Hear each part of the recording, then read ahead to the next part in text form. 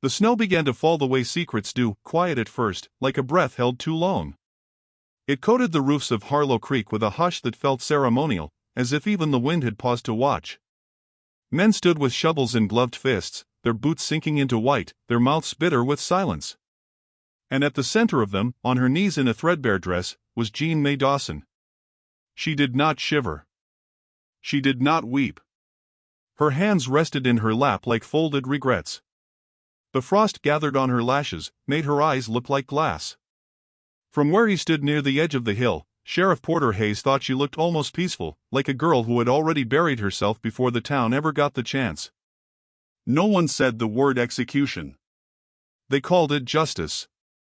Aunt Ruthie, her mother's elder sister, swollen with church and rage, stood behind her, Bible in hand, eyes narrowed to slits.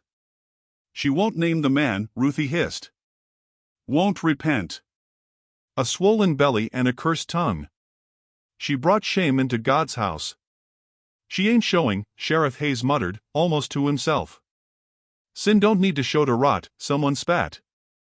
They hadn't even let her bring her coat. It hung still on the porch behind them like a ghost too ashamed to follow. Her fingers were already blue. Still, she stayed upright, unblinking, watching the grave take shape. Curiosity hung in the air like fog. Was she guilty? Had she lied with someone in secret? Who was the man? The preacher wouldn't say. Jean wouldn't speak. That silence, hard, heavy, holy, made them angrier than any scream might have. From the line of watchers, a boy stood out, barely grown, face blotched with cold. Tobias Green. He couldn't meet her gaze, but he stood anyway, because it was his lie that sealed her fate. He hadn't meant for it to go this far. He only wanted to seem older, wanted the other boys to laugh with envy. But the rumor caught wind. And once it reached Aunt Ruthie, it became scripture. Sheriff Hayes wiped his brow, though the air was freezing. "This ain't a hanging," he said aloud, as if that made it better. "No," Ruthie snapped. "We leave judgment to the Lord. We're just clearing the road." That was how they spoke of it, as tidying. Not murder. Not cruelty. Just housekeeping of the righteous kind. They built the box with pine scraps and pitch, just big enough for a body not yet dead. No nails, only rope and gilt. Jean blinked slowly as they brought it forward. She traced one knot in the lid with her eyes, as though memorizing its story. No one noticed her lips moving. She was whispering something, but it wasn't prayer. It was a name. From the pines above the ridge, a figure watched, quiet as snowfall, dark against the white. Sonny Redhorse, wrapped in a deerskin cloak, watched the scene with eyes that had seen too much already. He'd come into town for salt. He stayed for her silence. The memory of his wife flickered behind his eyes, how they dragged her from his arms for speaking the truth too loud. The world had no place for a woman with a spine and a story. Jean looked like her. Or maybe it was the way her shame didn't bend her. They made her climb in herself. The men stood back as she rose on trembling legs and walked to the box. Not one hand helped her. Not one tear fell. Only the crunch of snow under her bare feet. She didn't plead. Didn't ask for mercy. She paused at the edge of the open grave, then stepped in. When they laid the lid on top, Tobias flinched. Someone beside him muttered, "This'll teach the others." The preacher did not pray. Shovels moved with mechanical rhythm. Dirt fell soft and heavy. No one spoke Jean's name. The town would remember it as the day righteousness prevailed. But for Jean, it was the sound of the world deciding she no longer mattered. The snow thickened, hiding the horror in a lace veil. From above, it might have looked peaceful. Like the earth was being tucked in gently. Sonny remained in the trees. He didn't move as the last man left. Didn't move when Ruthie whispered a final verse over the grave. Didn't move even when the sheriff glanced toward the woods, uneasy, as though some part of him knew judgment had slipped from God's hand into something colder. Only when the town had vanished into their hearts and silence returned did Sonny descend the hill. He moved like shadow, each step slow, reverent. His boots sank deep into the snow, now stained with a single ribbon of blood. Jean's lip had split when the cold made her skin brittle. He knelt beside the grave and laid his palm on the loose earth. No warmth. No movement. And yet... His ear went to the ground. There, a knock. Faint, like a bird trapped in a wall. She was still fighting. His heart thudded once, then stilled. The decision was made in that silence. Not with rage. Not even with sorrow. With a quiet kind of resolve, born not of heroism, but of memory. He would not let this girl die the way his wife had. Forgotten. Slandered. Swallowed.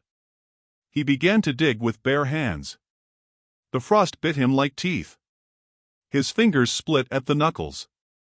But he kept digging. Each scoop was a sentence unwritten. Each breath, a vow. The grave was shallow. The town had made it easy, more theater than burial. A statement. A spectacle. His hand hit wood. Inside, Jean lay still. He tore open the lid. Her face was waxen. But her chest moved, barely. Her lips, blue as violets, parted just enough to whisper, "Am I dead?" Sonny did not answer. He lifted her into his arms. She did not resist.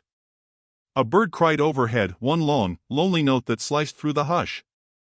He wrapped her in his cloak and began the slow walk back toward the ridge.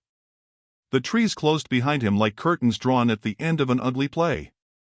In the snow behind them, the grave remained open. And from the porch of an old abandoned church, a candle flickered out, though no one had lit it. Not tonight. Somewhere in the valley beyond, the river was breaking ice. And somewhere just ahead, beneath Sonny's steady footsteps, Jean stirred again, this time not to speak, but to weep. It was the sound of a girl not dying, but returning. And the first thing she would see upon waking was not judgment, but the fire he'd already lit for her. A fire she didn't yet know would be her altar, her shelter, and her vow. The fire crackled low in the hearth, casting gold across the log walls like a promise whispered in another language. Sonny sat beside it, knees drawn up, the girl wrapped in his elk-hide blanket breathing faintly against his chest. He had carried her for nearly an hour through the woods, across frozen earth, over 2 shallow creeks, her limbs stiff as death, her heartbeat a question more than a rhythm. He hadn't spoken once. Not even to her. Not yet. Jean's breath was shallow but present, clouding against his collarbone like mist.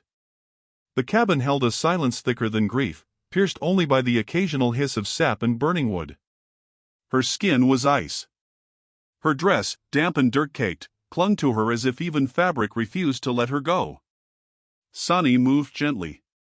He didn't undress her, only draped a second blanket near the hearth, lit a pot of water to steam, and kept the room dim. He'd learned long ago that warmth came slower than cold. And that sudden mercy could feel like cruelty. Outside, the snow still fell. Inside, Jean opened her eyes.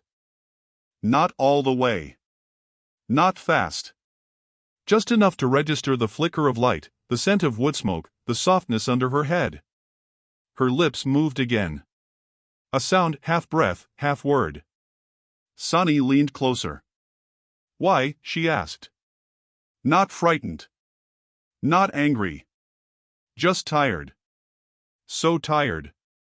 His voice, when it came, was low and even. "Because you're still breathing." Her eyes fluttered, then closed. He did not expect more. He dipped a cloth in warm water and pressed it gently to her hands, wiping away dried mud, pine needles, and a smear of blood from one wrist. He worked like a man carving something sacred from broken wood, slow, deliberate, reverent. He did not ask her name. He already knew it. Everyone in Harlow Creek did now. But he thought of her differently. Not as the girl in the ground. Not the shame. Not the sinner. Just a body that refused to stop. A silence that dared to exist. The kettle whistled softly. He poured a cup of hot water, added pine bark and chamomile, let it steep, then held it near her lips. "Just a little," he said. "It'll warm the bones." She sipped. A tremor ran through her. But she drank. Sonny watched her with the same gaze he'd once reserved for the night sky, distant, wondering, half believing he might see something divine if he looked long enough. She wasn't beautiful in the way the world sold women. Her face was all plain lines and weary softness. But her eyes, when they opened fully, held the color of river silt and old bruises, earthy, hidden, honest. He thought of his wife then. Not with longing, but with recognition. The same look had passed across her face the day they'd left the reservation for peace and were met with chains instead. Pain had a way of introducing souls to each other. By morning, Jean sat propped against the wall, staring at the window pane where snow gathered in slow, deliberate drifts. She hadn't asked where they were. She hadn't thanked him. But her voice came with more weight now. "You should have left me." Sonny, seated near the fire sharpening his skinning blade, paused. "You wanted to die?" "No," she said, her voice brittle. "But they did. And people usually get what they want when they gather in enough numbers." He nodded, understanding that better than most. "So they buried you." She turned to him, lashes still frosted. "I didn't cry." "No," he agreed. "You didn't." There was a pause. Not awkward. Not cold. Just filled with a question neither dared voice. Then Jean's hand drifted to her belly. "I'm not with child," she whispered. That was their excuse. A lie built from one stupid boy's need to be interesting. Sonny didn't flinch. He simply nodded once. Truth rarely saves anyone. Jean exhaled, slow. The warmth from the fire began to reach her skin, her bones. But shame had a colder grip. "I didn't fight when they made me get in the box. I didn't scream." She stared into the flames. "I think some part of me believed them. That I deserved to be buried. For being strange. For being motherless. For not knowing when to smile. For not being wanted." Sonny listened. Still as stone. Still as trees during a storm. "They never hit me," she said. "But their words, they carved." He placed the blade down gently and turned toward her. "Do you want to live now?" She didn't answer right away. Instead, she leaned back, watching the fire rise and fall. "I want to exist without feeling like a debt." That, he understood too well. He rose and stepped to the old cedar chest near his cot. Pulled from it a folded cloth. Inside, nestled like an offering, was a strip of rawhide with a small shell woven into it, simple, delicate, ceremonial. Apache tradition. A symbol not of ownership, but of protection. He walked over and placed it beside her on the floor. "What's this?" she asked. "My vow. If you wear it, I'll walk beside you, through shame, through silence, through snow. As your husband." Jean stared at the rawhide. Then at him. Her eyes did not widen. Her lips did not part in shock. But her hands, so recently blue with cold, trembled softly in her lap. "You don't know me," she said. "I know what they did," he replied. "And I know what I won't let happen again." She didn't reach for it. Not yet. But she didn't move away either. Outside, the wind howled against the shutters.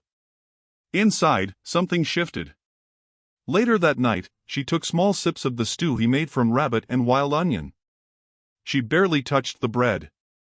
But when he handed her a carved wooden spoon, she turned it over in her hands and traced the patterns. "You made this?" "Yes." "Why?" "Because hands need something to do when the heart is full of ghosts." She looked at him for a long time. And then, without a word, she placed the rawhide band around her wrist. Not her neck. Not her finger. Her wrist. Where they had once tied her down. She stood slowly. Walked toward the doorway. Opened it. Snow blew in, stinging her cheeks. She stepped outside barefoot, just for a moment, eyes turned to the sky. The cold bit her, but she didn't flinch. Sonny followed her out. stood a few paces behind, letting the silence fall like fresh snow between them. "They'll come," she said. "When they find out I'm alive." He nodded. "Let them." She turned back to him. "You think you can stop them?" "No," he said simply.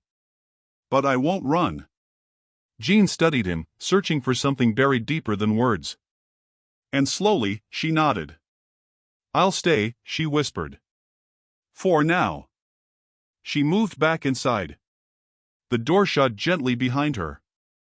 And on the snow where she'd stood, her footprints remained.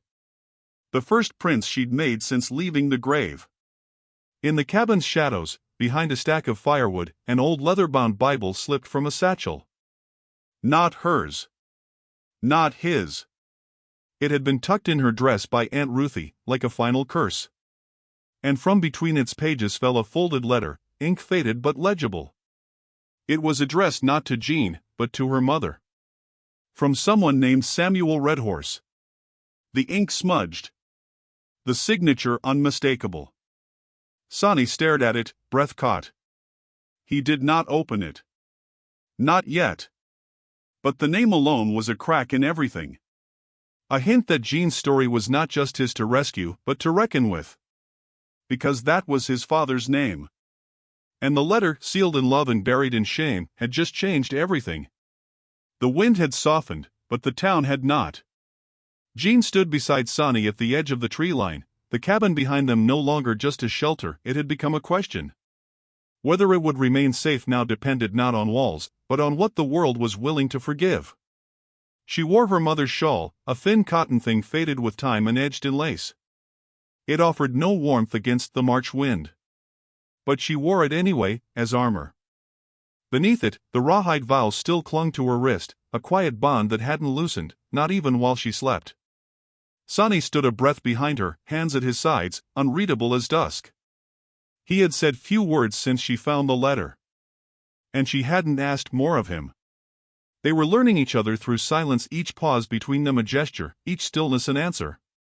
But this day had no room for silence. They were going into town. Jean had insisted. "If I don't walk in on my own feet," she said, "they'll think you carried me." He didn't argue. He only handed her his second coat, lined in hide, heavy enough to block both cold and stares. The ride into Harlow Creek was short, but it stretched long in the gut. Every hoofbeat on snow felt like the echo of a verdict. As they reached the main road, shutters twitched. Doors opened a sliver. Eyes watched from behind curtains. They dismounted at the chapel steps. Jean's chin lifted, though her stomach turned like a wheel in mud. She hadn't seen these people since they buried her, saw only the tops of their heads while they shoveled dirt. Now, their eyes flicked up and away. Some with shame. Some with something colder. She didn't look for Aunt Ruthie. She didn't need to. Sheriff Hayes was the first to speak. He approached with the stiff gait of a man whose conscience limped. His hat stayed in his hand, not out of respect, but uncertainty. "You all right?" he asked. Jean gave the faintest nod. "I didn't know," he added, low. "They said you." "I was alive," she said. Hayes swallowed. "And now?" "I'm not dead," she answered. Sonny stepped forward then, his voice quiet but steady. "We're here for the preacher." That startled him. "For what?" "To marry us." A gust passed through the street, carrying bits of straw and disbelief. Someone gasped. A woman dropped her firewood. The sound cracked through the air like thunder. Jean didn't move. Sheriff Hayes looked between them. "You're sure?" She spoke before Sonny could. "We were sure when they buried me. This is the only truth I've chosen." The chapel door opened slowly. Preacher Talbot, old and thin as fence wire, stepped out. His Bible hung limp in his hand. "No crowd," Jean said. "Just words. Just enough." The preacher studied her face a long while. Something behind his eyes shifted, recognition, perhaps, or repentance. He nodded. Inside, the candles hadn't been lit. The air smelled of dust and old wood. The only light came from the stained glass windows, and even that was fractured. They stood at the front, just the four of them. No music. No rings. Only a silence thick with memory. Sonny looked at her, and she looked back. Neither smiled. Talbot's voice trembled as he began. Jean didn't hear every word. But she remembered the feel of the moment, the shape of it. The way her name sounded next to his. The way wife landed not like a chain, but like a key. When it ended, no one clapped. No one cheered. But she was married. To the man who dug her from her grave.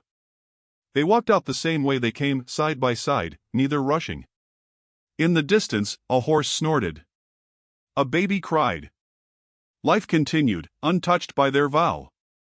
But to Jean, the world had shifted. Back at the cabin, Sonny lit the evening fire while she folded the shawl carefully, as if putting away an old version of herself. She didn't speak of the town. Not yet. Instead, she asked about the carved wooden spoon. Why the spiral at the end? He glanced up. That's a wind mark. Apache use it to mean journey. She turned it in her hands. It's beautiful. He said nothing, but his hands worked faster at the firewood. Later, she found a kettle of soup warming on the stove.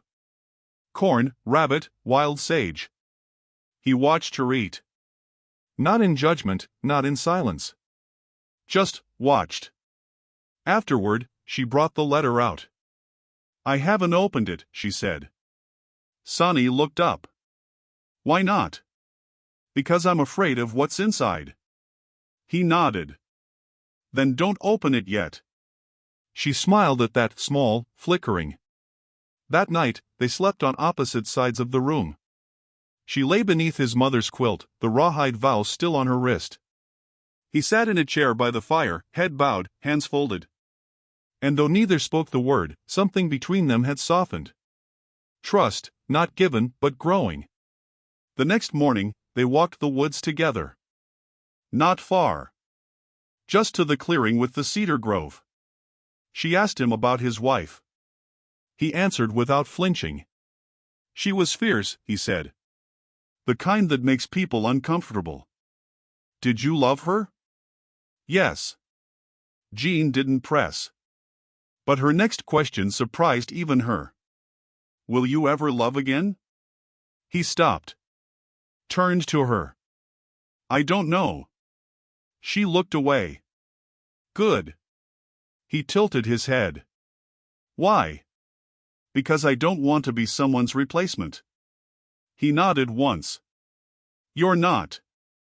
That night, she sat beside him at the fire instead of across the room. They spoke of small things, trees, the way snow sounds when it melts, the names of stars. When she laughed at a story of his childhood, he stared too long, like he'd stumbled into sunlight after too long in shade. She saw it, but didn't say anything. Instead, she offered him a new spoon. She'd carved it herself. It was rough, uneven, but it had the same spiral mark at the end. For the journey, she said softly. Sonny took it, and for the first time, he smiled. That evening, as they stepped outside, they saw movement in the distance. A rider. Jean's body tensed. Do you think it's them? Sonny said nothing, but stepped in front of her. The figure drew closer, and the firelight caught the brass on his coat. Sheriff Hayes. He dismounted, nodded once. There's talk, he said. Some folks, they're uneasy. About what happened. About what's next. Jean stepped forward. Then let them talk. He looked at her, studying the resolve in her eyes. I came to say something, he said. You were wronged. That's clear now.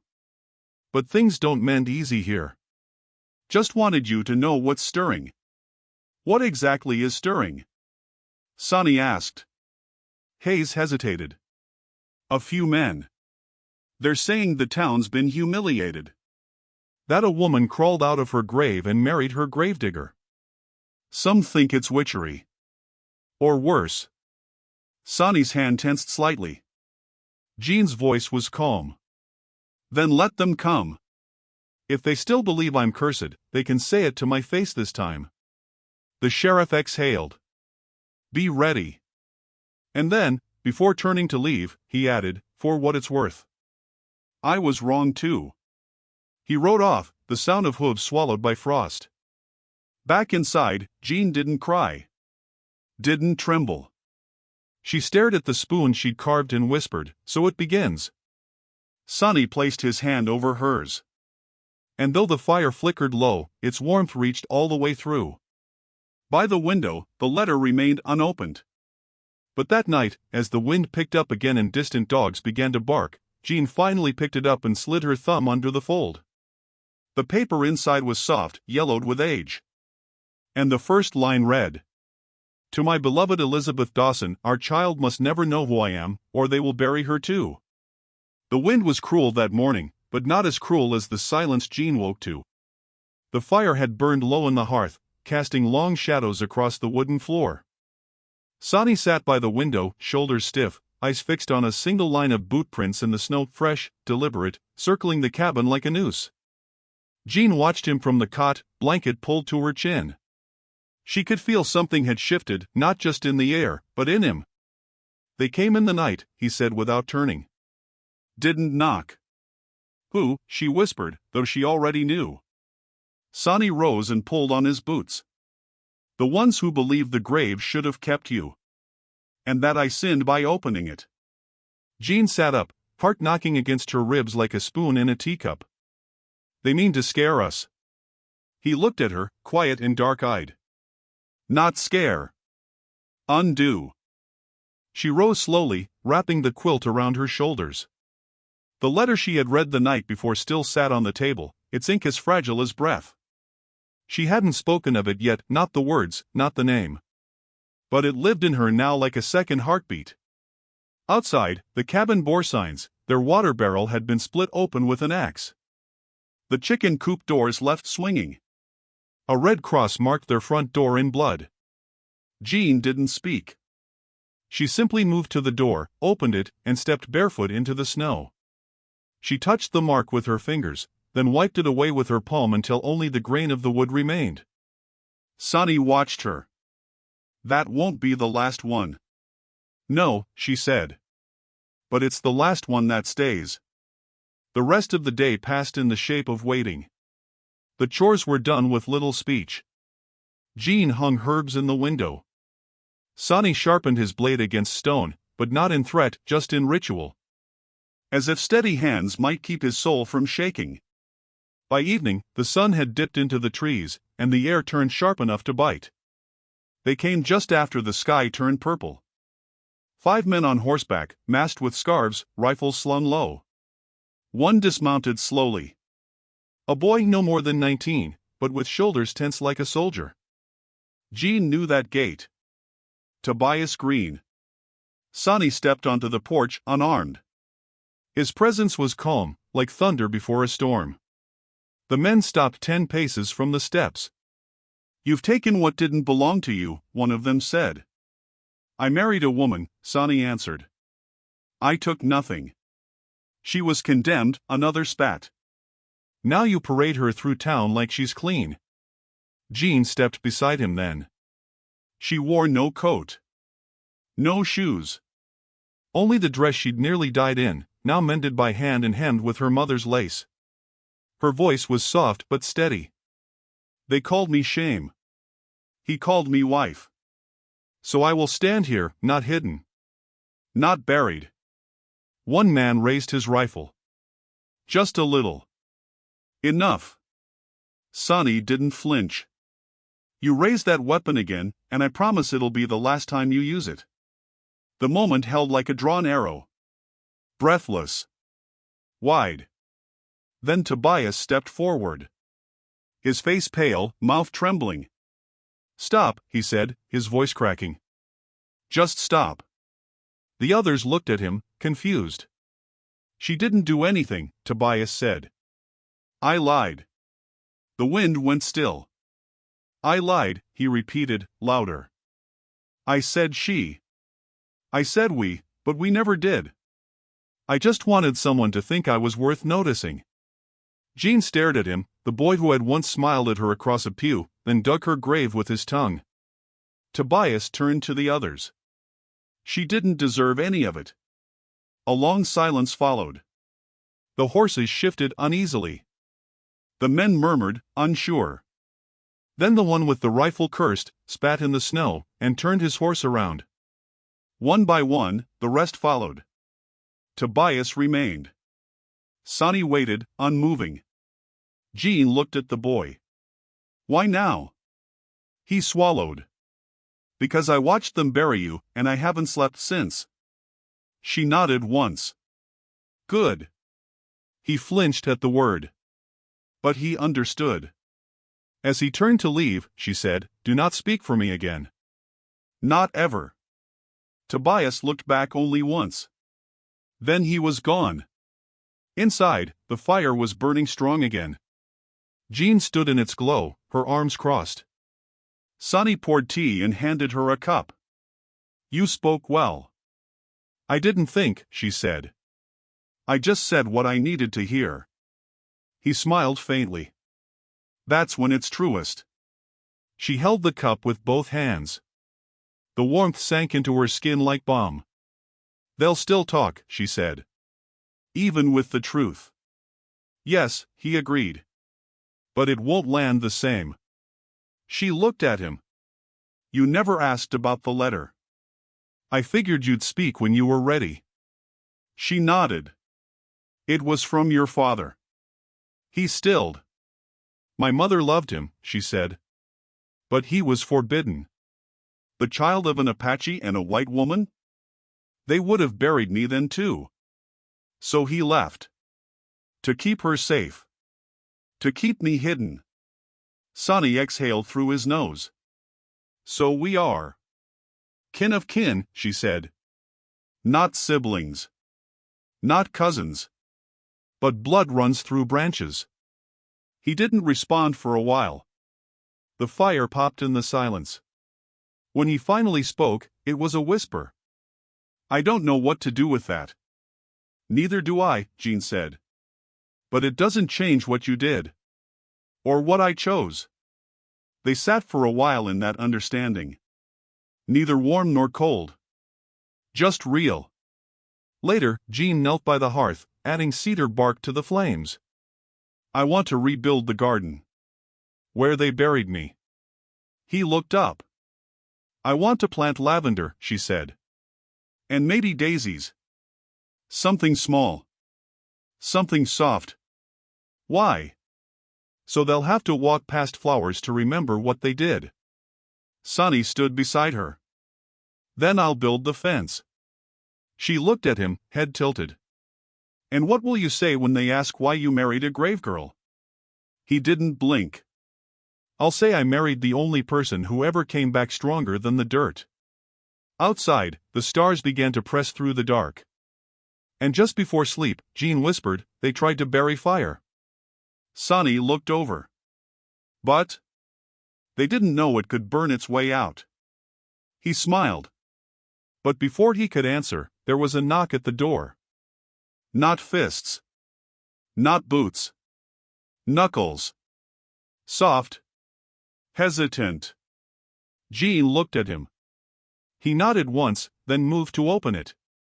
On the other side stood Preacher Talbot, his hat in his hand. I've come to apologize, he said. Behind him stood two townsfolk, women each holding a basket. One with bread. One with thread and needles. We weren't brave before, one said. But we're trying now. Jean stared, unsure what to say.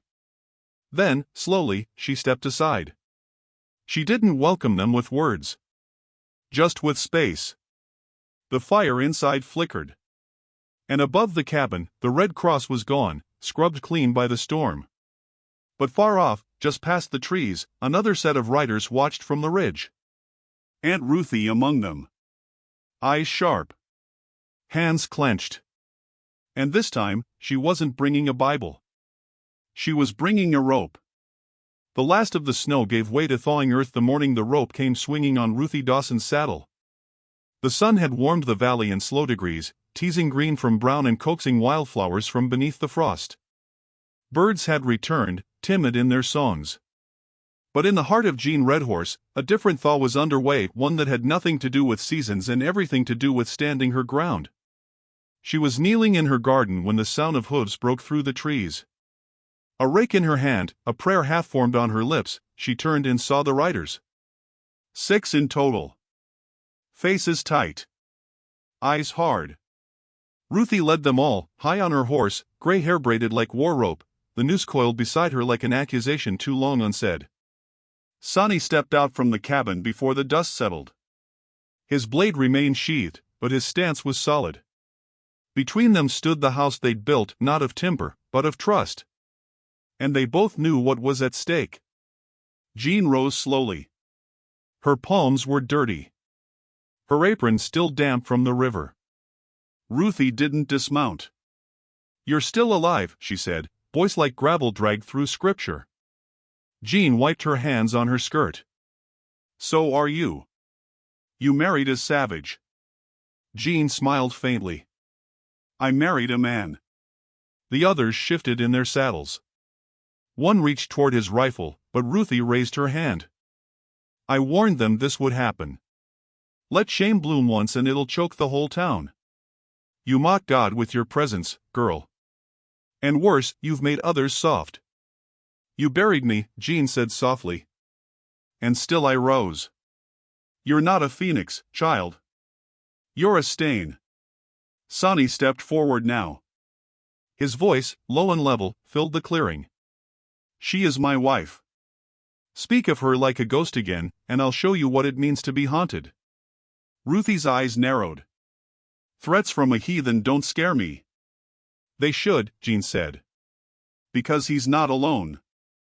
From the trees behind them, footsteps emerged. Women. 3 of them, Mabel, Ada, and young Eliza from the chapel choir. Then came Sheriff Hayes, his rifle across his back, face worn by sleepless nights and something like shame. "We heard there might be trouble," he said simply. Jean's eyes met his. He nodded once. The women formed a line beside Jean. They didn't speak, only stood. Unarmed. Unmoving. Not warriors, but witnesses. "You think this is over?" Ruthie snapped. "You think a few pitying glances erase sin?" "No," Jean replied. "But truth stays, even when it's buried." The noose swung gently in the wind. Ruthie looked down at it, then at the faces before her. Her horse shifted beneath her, restless. "You'll burn," she whispered. Jean took a step forward. "Then I'll light the match myself." Silence held. And then, slowly, Ruthie dropped the rope. It hit the ground with a soft, final thud like a sentence interrupted. She turned her horse around. One by one, the others followed. They disappeared into the trees like a storm that chose not to break. Jean exhaled only when she could no longer hear hoofbeats. Sonny touched her shoulder. She leaned into it without speaking. That evening, the sky burned orange and lavender. Inside, the cabin glowed with quiet life. Jean poured tea while Sonny fixed the broken chair leg. Mabel had left a basket of seeds. Ada, a bundle of linen. Little things. Healing things. Jean unwrapped them like sacred gifts. Later, she opened the letter again. Her father's words read differently now. Not as a secret, but a thread. A tether that connected her not to shame, but to survival. "I think I'd like to find his people," she said. Sonny looked up. "You already have." She smiled. Days turned into weeks. The garden bloomed. Children came. First in whispers, then in bursts of laughter. Jean taught them how to press flowers into books. How to boil herbs for medicine. How to find beauty in quiet things. The town began to change, not loudly, not all at once, but in glances, in gestures. In bread left on doorsteps. In shoulders that no longer turned away. Sonny joined the spring hunt. When he returned, Jean had painted the front door blue. For peace, she explained. And for hope. He nodded. It suits us. That night, beneath a sky heavy with stars, she placed his hand over her belly. His eyes widened. Are you sure? She nodded, tears rising. I'm late. He held her then, not as protector, not as savior, but as a man who had once buried love and never thought to find it again. The baby grew slowly through summer. The town's gossip turned to curiosity. Then to reverence. She's blessed, they whispered. Born twice, carrying life again. By autumn, Jean walked with a hand on her stomach and a shawl around her shoulders. She smiled more. Laughed louder. Her name was no longer a warning, it was a story. When the baby came, it was snowing again. She was born in silence. Eyes open. Hands clenched. Jean held her close and whispered, "You will never be buried for being born." They named her Hope. The preacher came days later, hat in hand. I'd like to bless her. Jean held her child tight. She doesn't need your blessing. But you're welcome to bring bread. He did. Winter came. The snow returned, but not like before. It settled gently, without malice. It touched the garden and left it resting. It kissed the rooftop. It silenced the trees. But not her name. That stayed clean. And when Jean walked into town, daughter at her hip, people moved to make space, not because they feared her, but because they finally saw her. One evening, long after Hope had fallen asleep, Sonny sat at the table with his carving knife. Jean rested beside the fire, stitching lace into the hem of a new dress. You saved me, she said suddenly. He looked up. No. I just found where they'd left you. She met his gaze. And called me worth saving. He was quiet for a long moment. Then, you saved yourself. I only showed up. She stood, crossed the room, and placed her hand on his. Outside, the snow kept falling. But inside, there was warmth, and wood smoke, and quiet laughter. A life built not on what had been taken, but on what had been planted. And when they told the story in years to come, they didn't start with shame. They started with a man in the woods, and a girl who clawed her way out of the grave.